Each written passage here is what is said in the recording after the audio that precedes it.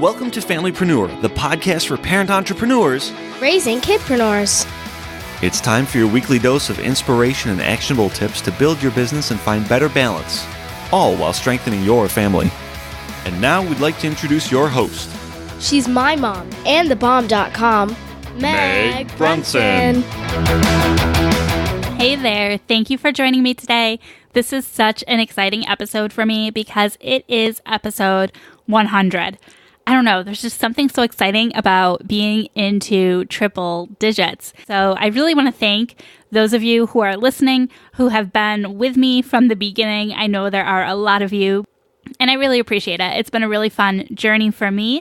And if you're new, you've got a lot of content you can go back to listen to, and I'm happy to have you with me as we go on to our next 100 episodes. Now, real quick, before we introduce today's amazing guest, if you are listening the week this releases, we are in April. Depending upon what part of the country you live in, you may already be planning for summer break. So here in Phoenix, our kids are finishing up school in a month. Oh my gosh, how crazy is that? I don't know where the time has gone. Now, I'm also from New York, so I know my New York friends are not even thinking about the end of school yet because their kiddos go to school through June. But depending upon where you are, you still may be starting to plan for summer break and what you're going to do with your kids. Now, I have a unique opportunity for you guys, especially if your kiddos are in that in-between range, right? So they might be somewhere in between 8 and 14, where you're starting to wonder at what point they're going to be okay to stay home alone, whether that's for a whole day during the summer or for a couple hours in between activities, things like that. Well, when I lived in New York, I was super lucky that we had what they called a home alone class that my daughter was able to attend. When I moved to Phoenix, they didn't have that class. So my younger kiddos don't get the benefit of that opportunity. But what I did is I took everything that was in the class, I put my own spin on it, and I've created an online independence class. So I do call it Home Alone Class, but it's really beneficial for kids, even if you're not quite ready to leave your kiddo home alone, because we talk a lot about independent skills, and sometimes, let's face it, some unexpected things may happen where your child may find themselves in a situation where they are responsible for making some pretty big decisions, whether you're in the shower or, you're late getting home from work, or heaven forbid, some medical issue happens with their caregiver. So this course is really important to me because I really think it's important that we equip our children to be prepared for situations, just in general, that they may encounter. And that's the content that I've put into this course. So they are video lessons for your kiddo to watch, and then combined with some parent prompts so that you and your child can work together to ensure that everybody feels comfortable and safe with the procedures that are in place. So I'd love if you are in that position where you're starting to question whether your kiddo is prepared with the independence-related skills that they should have by this point in their life. You can head over to homealoneclass.com and check out everything that we have available for you there. I think you'll be glad that you did. Now, without any further ado, it's time to introduce our guest.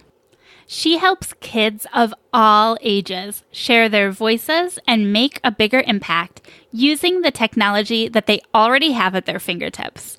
She's shifting the paradigm from consumption time on devices into creation time by equipping kids with real-world skills like podcasting so they can share their stories, learn to serve others, and fund their adventures in the process.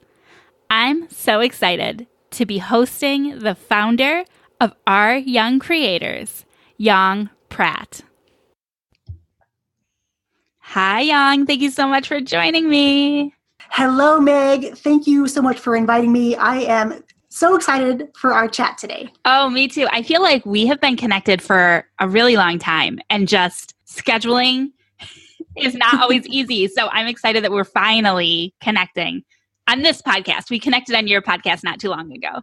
Yes, and that took some doing as well. So to connect twice in a very short span of time after we've known of each other for a long time feels really amazing. Yes, definitely. So I want to just jump right in. I want you to tell us about the experiment that resulted in founding your business, Our Young Creators. Sure. So this experiment was a little bit crazy, and I thought for a while that I was crazy that I was thinking about this. But last fall, I kind of was in this place in my business where I needed to let go of my virtual assistant, and I wasn't really committed to bringing on another one because this one and I had worked together for over a year. And it just felt like a really big hurdle to have to overcome, especially towards the end of the year. And I was just not sure. So what I did instead, I actually approached both of my daughters. They were 11 and 14 at the time. And I kind of had to ask them in a multitude of different ways to get the response that I really was looking for about if they would join me on this adventure and, learn from each other side by side. Meaning, hey, my youngest is Daphne. Daphne, would you be interested in putting together my presentation in Google Slides? Like these little tiny jobs that she was learning Google Slides in school. And so she was excited. And what she came back with, I was blown away with all these automations and cool things. And it kind of just built from there. With one little task at a time, I had them doing more and more in my business. And when I started to share this with my other entrepreneurial friends, they kind of said, wait, your kids are doing these things? Your kids are posting to social? Your kids are managing your blog? What is going on? So it was from those kind of questions that I thought, this is cool. It was an experiment for me. I wasn't sure how it was going to turn out. And it ended up being really my favorite parts of the week when my kids and I could literally sit together, shoulder to shoulder, elbow to elbow, under a blanket because it was the middle of winter, and create things like presentations and blog posts and social media graphics. And what happened is that we ended up really having a good time. We were laughing, we were joking, and it felt more like play than work. And I thought, this is really cool. So when I did start telling other people about this experiment, they wanted to get in on the fun too. That's awesome. So I'm curious, did they require any incentive? Were you paying them, or how did that work? So I kind of approached it like this. Like they were going to be my apprentices and they were going to learn from me, because the ultimate goal that I had for them was once they learn these skill sets, these different things, tasks that are very tech oriented, I wanted to be able to put them out in the marketplace to work for other people because, they both have their eyes set on college.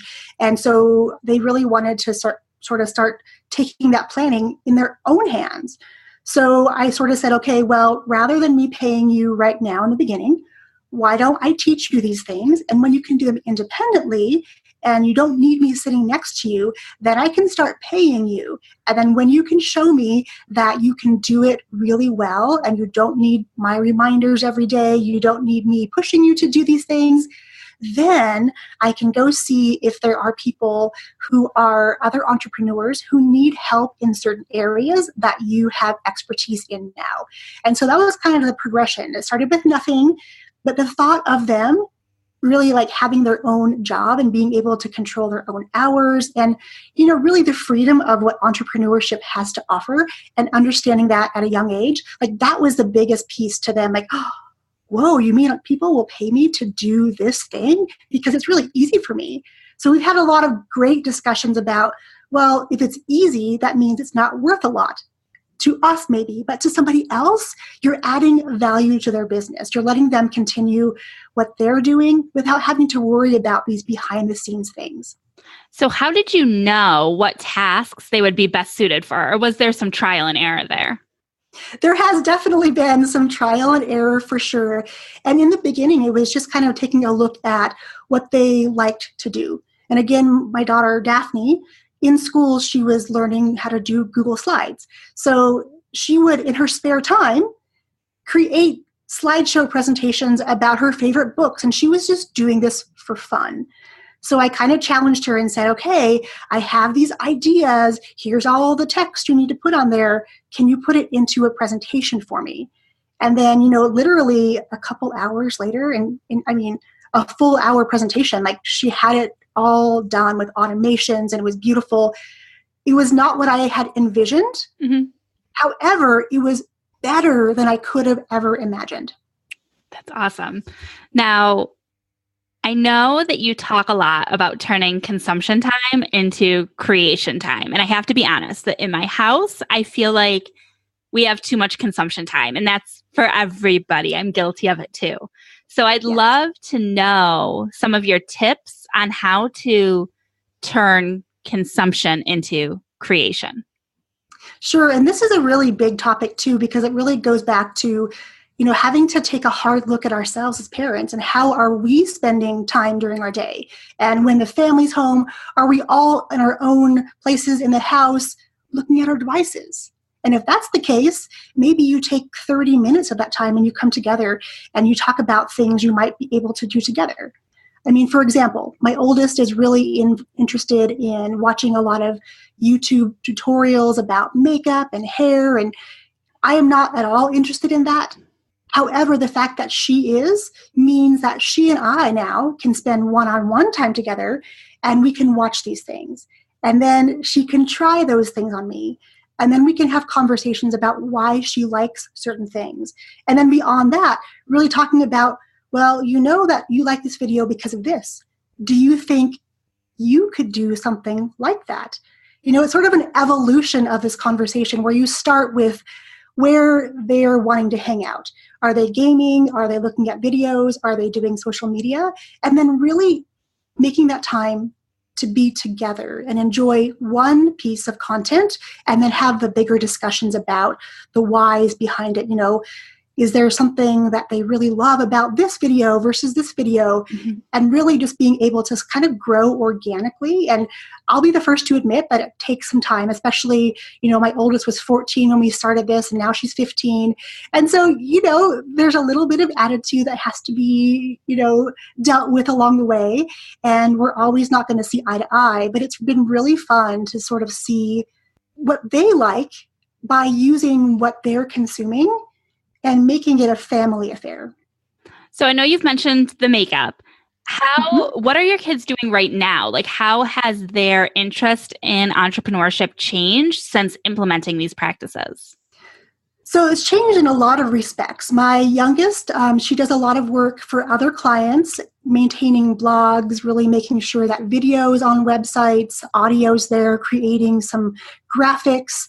My oldest one now helps somebody with their podcast, and she's publishing and really doing all of the sort of the creative aspects for that business. And so it's interesting because now they've gotten a taste of what it might be like to have their own business. There's not much discussion about going to go get a part-time job where they're making minimum wage. And if they talk about that, I will bring it back and say, okay, let's talk about the opportunity. You want to do this thing, and you have this opportunity you're doing here now. When you look at those two things, which one is more appealing and why? And is there a way you can plan maybe to do more things?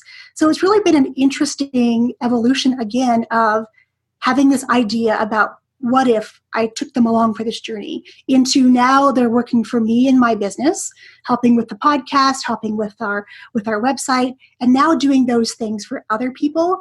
So now the question they're asking is there somebody else that that I could help because I really like this thing, or I like this portion of this thing. So in the process, we're also discovering the parts of their jobs for other people that they really, really love, and the parts that they could take it or leave it, but they're doing it to learn. Sure. Now, I know that this isn't all about money. Like, a lot of it is about, passion and doing what you enjoy.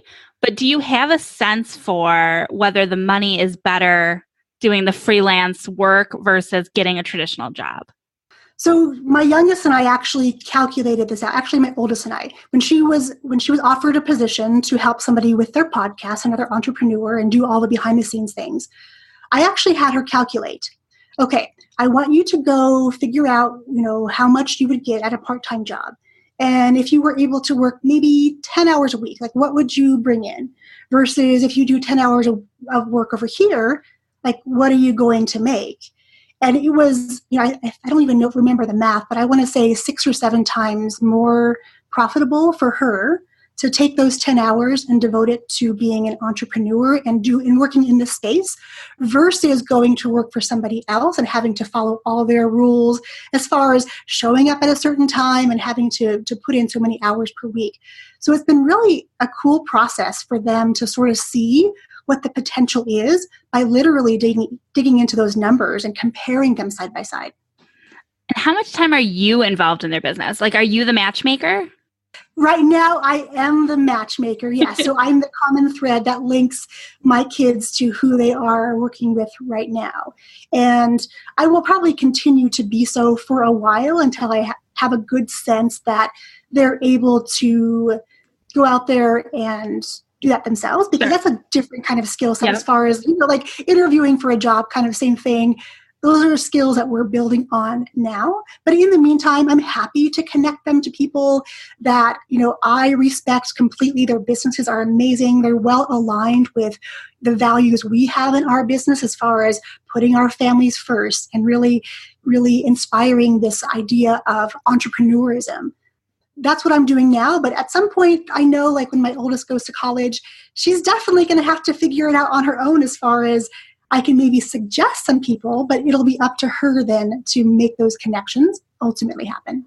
So I know my kids are younger. My kids right now are 3, 5, 7, and 11. I think I got that right. Let's hope, right? So my kids are significantly younger than yours. And I feel like I struggle a lot with time, with trying to balance that time, because they require a lot of my time to support their entrepreneurial adventures. Do you have any advice for other people like me who are kind of a couple steps behind where you are now on how to manage that balance? For sure. And you hit it right on the head with, it's really a balancing act as far as, when they're younger, they definitely need some more hand holding, and when I speak to parents of younger kids, I'll ask them questions about, during the day, do you give your kids your phone to take pictures? Are they watching videos? What are they doing on that phone? And a lot of times they'll come back and say, they love to take pictures. So it begins there. Let them have your phone for 30 minutes in the day and go take pictures on their own. That doesn't require you, that you can enjoy together and talk about those things. Or if there's a podcast for kids you like to listen to, maybe it's one about bedtime stories and you all cuddle up at night. That's a good way to use technology to sort of plant the seed of, maybe tomorrow you can create a story and we can share it with other people. It's really taking those little moments that are already there. We just kind of need to think about them outside the box and say, what can I do with these 5 minutes with my kids? That's going to be positive. It's going to help them sort of start to think about things a little bit differently, because once they go to school, they get into this mentality where they're sort of boxed in. There's not a lot of freedom to do that. So when they're younger, if you let them be curious and explore and use those devices for things to explore and be curious about, you can really start building in this habit of using your devices in a really intentional way so that they know that the device they're holding can be used to create something beautiful or to share with somebody else. It's just those little moments, those little pockets when we have to sort of put on our thinking caps and our detective hats and say, okay, what's going to make sense right now? And it really is all about trial and error. But the biggest recommendation I would say is to be open to the possibility of what you can create in those little moments every day. Are there any platforms that your kids are using right now? Are they blogging? Are they podcasting? Or are they just kind of behind the scenes once you make those connections? Right now, they're pretty much behind the scenes. Neither one of them has much of a desire at this point in time to be the face of the podcast or to be on video. They'll do it with me if they know they don't really have to say anything. So if we have to go to a team meeting for one of our clients, my oldest will sit in with me and she'll ask questions, and they'll ask questions of her to get her to engage. So yeah, it's just been an interesting process to sort of see them get to this point. And right now, the behind the scenes thing, takes the form of blogging and really editing podcasts and uploading those podcasts, getting them ready for distribution. My youngest, though, did indulge me. And a few months ago, I wrote out a little script for the outro of our podcast, and she recorded it with the caveat that I could use it and I could listen and edit as long as she didn't have to be in the room to hear herself speak on audio. Oh, that's so cute. My kids, if they would love the opportunity to be in front of a mic. So it's interesting to hear how kids that have such different feelings about how they want to experience this world. And I think that's important too, because it's real easy to get into that habit of comparing yourself to other people. I have people come to me and ask me, like, how do I get my kids to do what your kids are doing? And that's not how it works. It's not going to look the same in every family. So I love that. I love seeing how that differs. Yeah, and for your kids, if they have an inclination to be in front of the mic, turn on Zoom, something like this, and let them just record. Or maybe there's a private Facebook group where just your family is in, and they can tell stories to grandma about what their day was like, because that trains them to understand that their words and their experiences have value, and that's going to really hold a lot of weight as they grow into adults. That's a great idea. I really love that idea of a private Facebook group for your family. We FaceTime with my mom all the time. And I know that we have other family members, my aunt specifically, who enjoys FaceTiming, but it's number one, it's time zones, it's all of these things. And that would be a really great way for the kids to feel that creativity. And if we wanted to repurpose it, or if they wanted to repurpose it in some way, they can. Yeah, and the cool thing, too, is if you're on different time zones and your kids are called to do a video at 9:30 on a Saturday your time, but it's way late somewhere else, they can still record that video in that group, and your family can go back and watch the replay and comment, and your kids can get excited about someone interacting with what they've created. I love it. That's such a great idea. I feel like that's something we're probably going to implement soon. My major takeaway. Well, I would like to know, have you encountered any pushback from people that say that you should just let your kids be kids, that you're pushing them too fast? Have you encountered that at all? I haven't encountered that yet, but I can definitely understand why people would say that. And just to put some numbers on things. So my kids are not working 10 hours a week. At most, it's maybe an hour to 2, and it's when everything else is done. They still have time to FaceTime their friends if they want. They have time to do their homework. They have time to enjoy a show and just unwind. So it's not as if we're spending every day like working for other people and, slave labor or something by any means. Literally, it's just we're replacing the time they might spend watching a TV show or a movie and replacing that with time when they can help somebody else grow their business in a really meaningful way. And I totally agree with that. I hope you know that I don't think that way. I just know I've gotten some pushback. And maybe it's because my kids are younger too, but I just wasn't sure if you've come up against that as well. I always say that they do like kid-sized work. It's like bite-sized. Right. Well, it's all perspective too, because I think a lot of people who would have that feedback don't really understand what it is we're trying to help our kids develop into, as far as these adults who understand the value of themselves and their work and know that, they can help other people with the skills and talents that they have that are unique to them. So I think it's just a matter of there needs to be a little more discussion about what it really is. And for people like you and I to say, they're not working 10 hours a week, maybe it's 30 minutes, maybe it's every other week for 30 minutes, but it's not a lot of time to where, they're shackled to the desk and plodding away like we would do.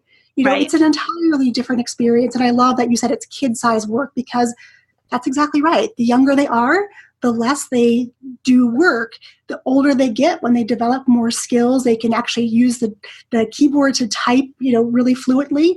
That's a different skill set. So I think using devices really grows with age.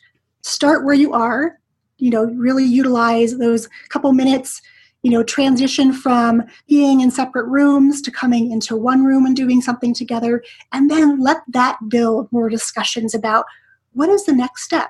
Do they love to do this? Do they love to do that? And maybe in the beginning, what you think they might love is not really what they end up loving, and that's okay too. It's really just an experiment. So I invite all of you to just experiment with your kids and get curious and really let that curiosity lead to that next step. And I personally love that what you try first may not be what they want to do, because I'm willing to bet that everybody listening is not hustling their first hustle. You tried something and it didn't work. You can call it failure, call it whatever you want, but it didn't work. And then you pivoted and you tried something else and you tried something else. And eventually it evolved into where you are today. And I feel like it's true for our kids too. And for them to learn that now, this for me is all about just equipping them to be better prepared than I was. Yeah, absolutely. And that, I love that word. I use it a lot, equipping, because we're really giving them these tools. And some of the tools they're going to resonate with. Some of the tools they're not going to like. And like you said, there's such a stigma about failing in our society. So if we can teach kids to reframe failure as, it just wasn't for me. I didn't like it so much. I thought I was going to, and then it was kind of different. So now I'm trying this next thing.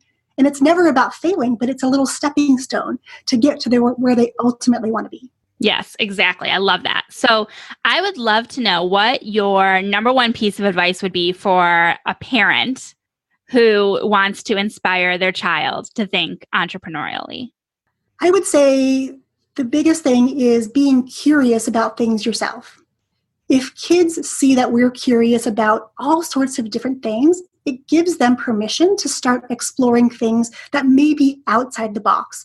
So, don't be afraid to get on your hands and knees and, build forts with your kids. All these little things that you're curious about in their lives are really going to resonate and help them discover something unique about them that they can ultimately turn into their own business. That's amazing. Well, I would love for you to share where our listeners can learn more about our young creators and connect with you.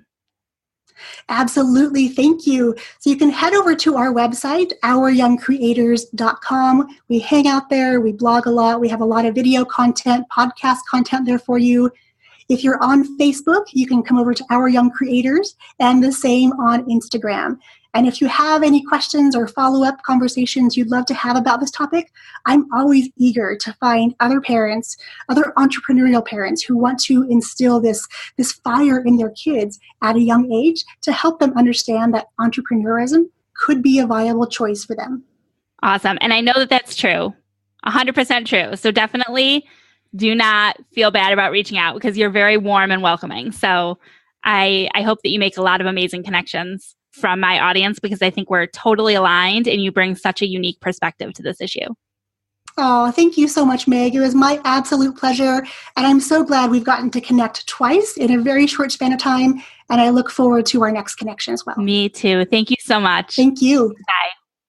You'll find all of the links mentioned in this week's episode and the show notes at megbrunson.com/100. I just love how much Yong and her mission and our young creators in general is aligned with Familypreneur. And I'm so excited that I got to bring you this episode, not only in general, but as our 100th episode. Don't forget, if you were interested in the independence class, the Home Alone class, you can visit homealoneclass.com to find out more information about that. And we would love for you to join the discussions in the Familypreneur community. So we are active in that group, talking about the topics that we discuss on this podcast, as well as other topics that relate to us as familypreneurs. You can join the community for free at familypreneurcommunity.com. I do hope you'll join me on Friday for some family reflections, and back here on Monday to continue talking about audiences for our Facebook ads. Of course, Mondays are always Marketing Mondays. Specifically, on Monday, we'll be talking about size. Does it matter? Tune in to find out. Have a great day, and I look forward to speaking with you soon. Bye.